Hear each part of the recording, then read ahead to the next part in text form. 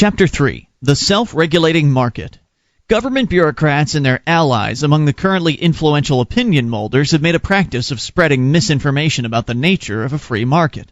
They've accused the market of instability and economic injustice, and they've misrepresented it as the origin of myriads of evils from poverty to the affluent society. Their motives are obvious. If people can be made to believe that the laissez-faire system of a free, unregulated market is inherently faulty, then the bureaucrats and their cohorts in classrooms and editorial offices will be called in to remedy the situation. In this way, power and influence will flow to the bureaucrats, and bureaucrats thrive on power. The free market system, which the bureaucrats and politicians blame so energetically for almost everything, is nothing more than individuals trading with each other in a market free from political interference. Because of the tremendous benefits of trade under a division of labor, there will always be markets. A market is a network of voluntary economic exchanges. It includes all willing exchanges which do not involve the use of coercion against anyone. If A hires B to murder C, this is not a market phenomenon, as it involves the use of initiated force against C. Because force destroys values and disrupts trade, the market can only exist in an environment of peace and freedom. To the extent that force exists, the market is destroyed. Initiated force, being destructive of the market, cannot be a part of the market. Trade is an indispensable means of increasing human well-being. If there were no trade, each person would have to get along with no more than what he could produce by himself from the raw materials he could discover and process. Obviously, without trade, most of the world's population would starve to death, and the rest would be reduced to a living standard of incredible poverty. Trade makes a human existence possible. When two people make a trade, each one expects to gain from it. If this were not so, then the trade wouldn't be made. And if each trader has correctly estimated how much he values the things being traded, each does gain. This is possible because each person has a different frame of reference and, therefore, a different scale of values. For example, when you spend 30 cents for a can of beans, you do so because the can of beans is more valuable to you than the 30 cents. If it weren't, you wouldn't make the purchase. But to the grocer who has 60 cases of canned beans, the 30 cents is more valuable than the one can of beans. So both you and the grocer, acting from your different frames of reference, gain from your trade. In any trade in which the traders have correctly estimated their values and in which they're free to trade on the basis of these values without any outside interference, both buyer and seller must gain. Of course, if some outside influence, such as a gangster or a politician, prohibits the traders from doing business or forces them to trade in a manner which is unacceptable to one or both, either the buyer or the seller, or both, will lose. This happens whenever laws control prices, quality of goods, time and place of purchase, as in liquor laws, shipment of goods over borders, like interstate commerce, tariffs, international trade restrictions, or any other aspect of trade. Only a voluntary trade can be a completely satisfactory trade. Money is used because it makes trading easier and increases the number and type of trades possible. If you wanted to get rid of a motorcycle and to get in exchange a 6-month supply of groceries, 3 pairs of pants, several records, and a night on the town with your girlfriend, you'd find it pretty hard to make the trade without the use of money as a medium of exchange. By using money, you can sell that motorcycle to anyone who will buy it and use the cash to buy whatever you want. Because the use of money makes it no longer necessary for the buyer to have an assortment of the exact goods the seller wants, many more and better trades can be made, thus increasing the satisfaction of everyone. Money also acts as the means of calculating the relative worth of various goods and services. Without money, it would be impossible to know how many phonographs a car is worth, or how many loaves of bread should be exchanged for the service of having a tooth pulled. Without a standard medium of exchange to calculate with, the market couldn't exist. To the extent that voluntary trade relationships are not interfered with, prohibited, regulated, taxed, subsidized, etc., the market is free. Since governments have always made a practice of interfering with markets, and indeed depend on such interferences in the form of taxes, licenses, etc. for their very existence, there has never been a sizable and well-developed market which was totally free. The United States of America, though theoretically a free country, suffers from an almost unbelievable amount of market regulation. Though often called a capitalistic country, the USA actually has a mixed economy, a mixture of some government-permitted freedom, a little socialism, and a lot of fascism. Socialism is a system in which the government owns and controls the means of production, supposedly for the good of the people, but in actual practice for the good of the politicians. Fascism is a system in which the government leaves nominal ownership of the means of production in the hands of private individuals, but exercises control by means of regulatory legislation and reaps most of the profit by means of heavy taxation. In effect, fascism is simply a more subtle form of government ownership than is socialism. Under fascism, producers are allowed to keep a nominal title to their possessions and to bear all the risks involved in entrepreneurship, while the government has most of the actual control and gets a great deal of the profits and takes none of the risks. The USA is moving increasingly away from a free market economy and toward fascist totalitarianism. It is commonly believed and taught, particularly by those who favor the present establishment, that the market must have external controls and restraints placed upon it by government to protect helpless individuals from exploitation. It's also held that governmental fine-tuning is needed to prevent market instability, such as booms and busts. A vast amount of governmental action is based on the theory that the market would speedily go awry without regulation, causing financial suffering and economic havoc. When politicians and so-called economists speak of regulating the market, what they're actually proposing is legislation regulating people, preventing them from making trades which they otherwise would have made, or forcing them to make trades they would not have made. The market is a network of trade relationships, and a relationship can only be regulated by regulating the persons involved in it. An example of government regulation of the market is price control.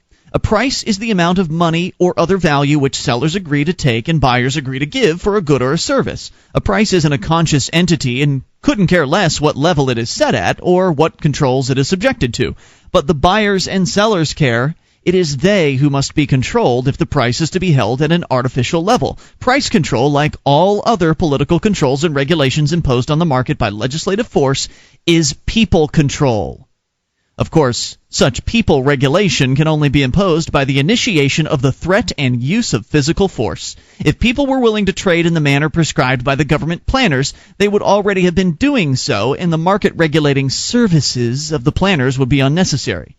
Only by forcing unwilling buyers and sellers to act differently from what they would have if left free can government regulate or fine-tune the economy.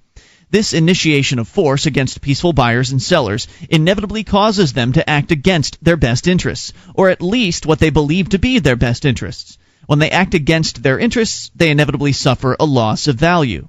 It is a commonly held myth that government bureaucrats know far better than the rest of us how things ought to be run, so that it's actually good for the public as a whole if some people are forced to act against their selfish interests. But this myth of the wise government planner ignores two important facts. First, you are in a far better position to know how to manage your affairs, including your business and professional life, than is some far-off, politically selected bureaucrat. And this truth is just as applicable to every other person operating honestly and peacefully in the market, especially those whose market transactions are extremely complex and important. You may make mistakes in your market dealings, but the bureaucrat's isolation from direct and immediate information about your situation and his lack of a strong personal interest in your affairs absolutely guarantee that he will make a lot more and bigger mistakes, even if he's honestly trying to help.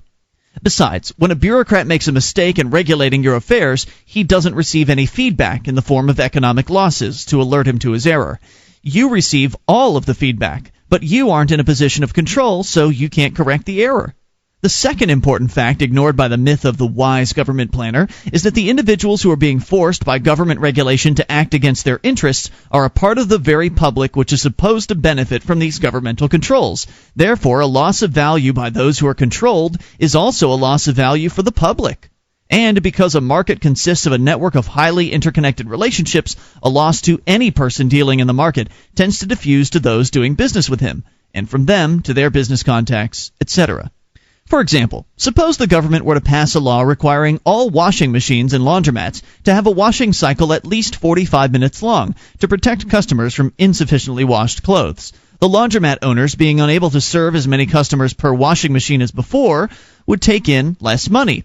This would prevent them from buying more and newer washers and dryers, which would hurt the manufacturers of these products, who would then be unable to buy as much steel and porcelain, etc., etc.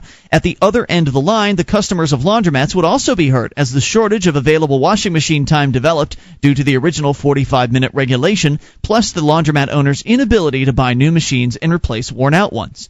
At this point, some government bureaucrat is sure to call for federal action to deal with the crisis in the laundromat industry caused by the excesses of an unregulated market. In this way, people who are naturally already doing business in the most profitable way for both seller and buyer — remember, we're talking about a free, competitive market — are forced by government regulation of the market to act differently, which causes them losses. Advocates of government regulation usually accept the idea of imposing some losses on those who are regulated, but they fail to take into account the fact that those losses will inevitably diffuse throughout the economy like ripples spreading in widening circles over a pond. They also fail to recognize that a society with government regulation is dangerous to every individual person because anyone may be the next victim, directly or indirectly, of government controls. But even though government regulation of the market necessitates the initiation of force and causes widespread losses, many people still feel it's necessary to force some sort of order on the seeming chaos of the market. This belief stems from a complete misunderstanding of the way in which the market functions. The market is not a jumble of distorted and unrelated events. Instead, it's a highly complex but orderly and efficient mechanism which provides a means for each person to realize the maximum possible value and satisfaction commensurate with his abilities and resources. A brief examination of the workings of the market will illustrate this point. A complete proof of it would require several hundred pages of economic analysis. The price of any good on the market, including such things as a doctor's fees and the rates of interest on borrowed money, is determined by the supply of the good available relative to the demand for it. Within the limits of available resources, the supply is controlled by the demand, since producers will produce more of a good in order to increase their profits when customers demand more and are thus willing to spend more for it. So it is consumer demand which really calls the tune in a free market. Consumer demand is the aggregate result of the economic value judgments of all the individual consumers. Thus, it is the values of the individuals expressed through their demand for various products which cause the market to be what it is at any given time. The price of any good on the market will tend to be set at the point where the supply of that good, at that price, is equal to the demand for it, at that price. If the price is set below this equilibrium point, eager buyers will bid it up. If it is set above, the sellers will bid it down until it reaches equilibrium. At the equilibrium price, all those who wish to buy or sell at that price will be able to do so without creating surpluses or shortages. If, however, the price is artificially lowered by a government price control, more buyers will be attracted while sellers will be unwilling to sell, creating a shortage, with its attendant problems of rationing, queues, and black markets. On the other hand, if government sets the price higher than the equilibrium price, there will be a surplus of the good, bringing financial ruin to those who are unable to sell their excess stock. A specialized example of this occurs in the labor market whenever government or government-privileged unions forces a minimum wage higher than the equilibrium wage, leading to a surplus of labor and so causing unemployment problems and an increase in poverty. And this is only one way in which the government causes unemployment and poverty. Thus, the market has a built-in self-regulating mechanism which continually adjusts the price of products, and similarly their quantity and quality, to the supply of available resources and to the amount of consumer demand.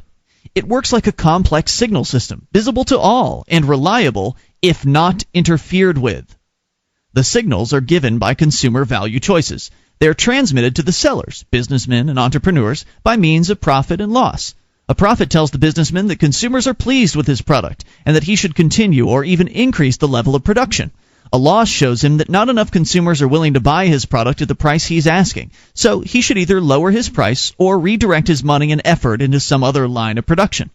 This signal system keeps the market constantly moving toward equilibrium, even as new data enter and upset the previous balance. For example, suppose that Eastern Electric begins manufacturing a newly invented TV tube, which shows the picture in 3 dimensions. As consumers hear of the new 3D TV, via news reports and advertising, demand for it skyrockets. The number of 3D TVs Eastern Electric can produce is limited, so the large demand and small supply result in an extremely high price and high profit margins for Eastern Electric. But this same high profit, which may seem at first to be an instance of market imbalance and unfairness, is the signal which moves the market toward equilibrium. Eastern Electric's high profits stimulate other firms to do research on 3D TV, so that they may enter the field with new and better models and share in the profits. Soon, half a dozen firms are selling competing 3D TVs, and the increased supply satisfies the demand. This brings the price down until high profits disappear and earnings in the 3D TV industry are about the same percentage-wise as in every other industry. At this point, new firms stop entering the field as there's nothing more to attract them. The whole market levels off and, barring another new input of data, remains stable. Thus, when the market is unhampered, any new input of data immediately sends out profit or loss signals, which set in motion factors which maintain market equilibrium. The market is a self-regulating mechanism. It should be noted that the high initial profit realized from a new product is also a just process in which the innovator is rewarded for his investment of time, money, and mental labor. Individual self-interest is the basis for the whole market system, which is why it works so well. The consumer acts in his self-interest when he buys things at the lowest prices and with the best quality he can find.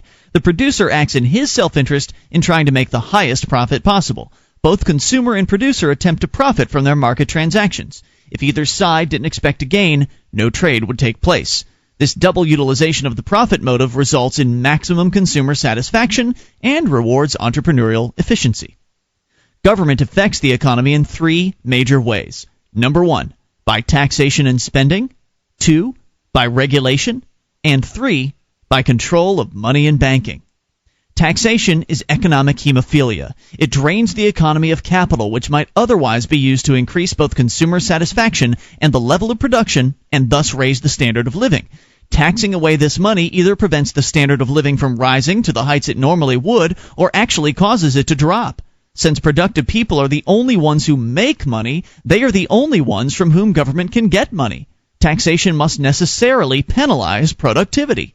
Some people feel that taxation really isn't so bad because the money taken from the private sector is spent by the public sector, so it all comes out even. But though government spends tax money, it never spends this legally plundered wealth the same way as it would have been spent by its rightful owners, the tax-paying victims. Money which would have been spent on increased consumer satisfaction or invested in production, creating more jobs and more products for consumers, may be used instead to subsidize welfare recipients, controlling their lives and thus discouraging them from freeing themselves in the only way possible, through productive labor. Or it may be used to build a dam which is of so little value to consumers and investors that it would never have been constructed without the force of government intervention. Government spending replaces the spending which people, if free, would do to maximize their happiness. In this way, government spending distorts the market and harms the economy as much or more than taxation.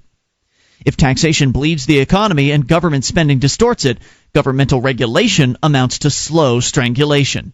If a regulation requires businessmen to do what consumer desires would have caused them to do anyway, it's unnecessary.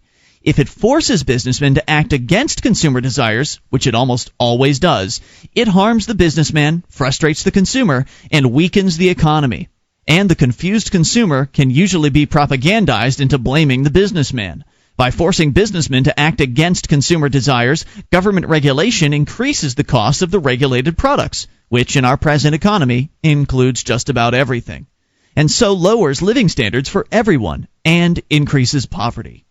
Government regulation not only hurts the poor indirectly by raising prices, but directly as well by denying them opportunities to move up and out of their poverty. Suppose a black man who couldn't get a decent job decided to support his family by making sandwiches and selling them to the men on local construction projects. First, he would have to apply in proper legal language and procedure for licenses and permissions from all of the branches and departments of government which required them. He would probably need licenses from city and state permitting him to make sales. Then he would have to be regularly inspected and certified under pure food and drug laws. If he managed to comply with all of this without going broke or giving up in despair, he would still be faced with the problem of keeping extensive records to enable the city, state, and federal tax collectors to take part of his earnings and to be sure that he paid his fair share. This would require an extensive knowledge of bookkeeping, which he probably wouldn't have. Suppose he decided to hire his brother-in-law, who knew a little bookkeeping, to keep his records. Then he'd have to comply with all the laws which harass other employers, including income tax and Social Security deductions from his employees' earnings, sales tax, minimum wage laws, and working condition standards. With such powerful barriers to success, no wonder the poor get poorer. Not only does government regulation prevent enterprising individuals from getting into business for themselves, it also helps freeze many individuals into an 8-to-5 grind unnecessarily. There are a large and increasing number of jobs in our automated world which require not that a specified set of hours be put in at an office, but that a certain amount of work be accomplished, regardless of how long it takes or where it's done. As long as an employee in this kind of job gets his work done, it shouldn't matter to the company if he does it in 1 hour a day and works only in his own kitchen between the hours of 2 and 3 a.m. And yet employers, caught in the fascism of government regulation and red tape, become increasingly inflexible and insist that employees put in an 8-hour day, even if 5 of those hours are spent sitting at a desk doing nothing but trying to look busy. Without government regulation, businesses would be freer to innovate and would have to compete harder for labor due to the economic boom created by freedom. This would mean much less rigid working conditions for employees. Economic freedom is important to large businesses, but it's just as important to the ordinary man in the street, to the poor man, to the college student. In the long run, busybody regulations usually aimed at helping special interest groups harm everyone. Add to this the disaster of governmental monetary control, with its inevitable inflation, depressions, balance of payments problems, gold drains, unsound currencies, and eventual monetary breakdowns, and one begins to realize how much damage governmental meddling does to the marvelously efficient and productive mechanism of the market, and how much higher the standard of living would be if the market were free. In view of the poverty created by government's interferences with the economy, governmental anti-poverty programs would be laughable if they weren't so tragic. Any governmental interference with the market, no matter how well-meaning, distorts the market and misdirects the vital signals, which misdirection further distorts the market and prevents it from moving toward stability. Government bureaucrats' fine-tuning of the economy resembles the activities of a bunch of lunatics armed with crowbars adjusting the workings of an automated electronics plant. The unregulated market has often been accused of creating unemployment, and the poverty of the masses in England during the Industrial Revolution is cited as an example. But the market's critics fail to point out that the poor were in an even worse condition before the Industrial Revolution, when the infant mortality rate was almost 75% and periodic famines swept the land, killing off the excess population. As a free market matures into full industrialization, the productivity of workers increases due to increasing investment in capital goods, that is, the tools of production, so that workers' incomes rise. This is because the only source of prosperity is value production. Production depends on tools. The more and better tools with which the worker is equipped, the greater his productive capacity. Industries continually improve the tools, machines, their workers use in an effort to increase production and profits. The workers' wages then rise as industries bid against each other for labor. In a free market, wages would rise because management's increased investment in tools increased the productivity of workers. Powerful unions and costly strikes would be unnecessary, since wages would always rise to a market level, which is the highest level the employer could afford to pay. Along with the rise in wages in a market free of government strangulation, unemployment drops until there's employment for everyone who wants to work. Labor is and always has been relatively less abundant than both people's demands for goods and the natural resources necessary to fill these demands. This will hold true unless and until we reach a point of overpopulation, where the supply of labor exceeds the supply of raw materials, at which point there will be mass starvation. This means that, barring massive overpopulation, there will always be enough jobs in a well-developed free market. Unemployment in a fully developed industrial society is a sign of an unhealthy economy, weakened by government parasitism. The major cause of unemployment is government's interferences with the economy, minimum wage rates being a particular example. All of government's activities siphon money out of the market, leaving less to hire workers and pay them good wages. Having injured labor by injuring the market, government poses as the friend of labor and helps by imposing minimum wage requirements, either directly by legislation or indirectly by giving strongly preferential treatment to labor unions. Since business has only so much capital which can be allocated to wages, when wage rates are artificially set above market level, the balance must be kept by laying off the least productive workers. This creates a class of jobless poor who are supported by government welfare. It also decreases the amount of goods that can be produced, which increases their price and so lowers the standard of living for everyone. Instead of government being recognized as the culprit, automation has frequently gotten the blame. But automation can't cut down on the total number of available jobs simply because there's no limit to people's economic wants. No matter how many wants are filled by machines, there will still be an unlimited number of new wants left unfilled. Automation doesn't reduce the number of jobs, it merely rearranges the pattern of demand for labor. As, for example, from the industry which is being automated to the industry which is manufacturing the automated machinery. If automation were as dreadful as its foes assert, we would be wise to scrap all steam shovels in favor of hand shovels, or better yet, teaspoons, to be assured of full employment. The unregulated market has also been accused of the miseries of the affluent society. Poverty and unemployment are the products of government intervention, but the free market certainly is responsible for affluence. If critics object to market-provided comforts and conveniences, they are quite free to do heavy labor with crude implements from dawn to dusk, sleep on a dirt floor, and suffer a high mortality rate, so long as they don't try to impose their way of life on more sensible people. One of the reasons the bureaucrats frequently give for governmental tinkering with the economy is that if the market were left alone, it would alternate between inflation and depression or boom and bust. But just what is it that causes this dreaded business cycle? Is this instability intrinsic in the market, or is there some external cause? Suppose that a counterfeiter succeeded in flooding a small town with worthless bills. The inflow of new money would cause an artificial prosperity, a boom. Townspeople with plenty of money on their hands would invest heavily in new and speculative ventures. But as soon as the boom had run its course, it would become apparent that the economy couldn't support these new ventures. New businesses would fold, investors lose their money, unemployment skyrocket, a bust would have set in. In a business cycle, the government plays much the same role as that counterfeiter. A business cycle begins when the currency is inflated because money substitutes, paper money, coins made of low-value metal, such as the sandwich coins, etc., are pumped into the economy. These money substitutes are, in reality, substitutes for nothing, since they are not backed by real monetary value, such as gold and silver. They are, therefore, worthless, or very nearly so. It is government which issues currency and government which inflates the supply of money substitutes. The government-inflated currency stimulates an artificial boom which misdirects the market signal system. Entrepreneurs, thinking they're more prosperous than they really are, make malinvestments and overinvestments. The boom breaks when the nature and extent of the malinvestment is discovered. The ensuing depression is actually the market's only means of recovering from the inflation-caused malinvestment. Thus, the business cycle, which has been so often blamed on laissez-faire capitalism, is actually the cold steel of the knife of government intervention into the market's vitals. Free trade.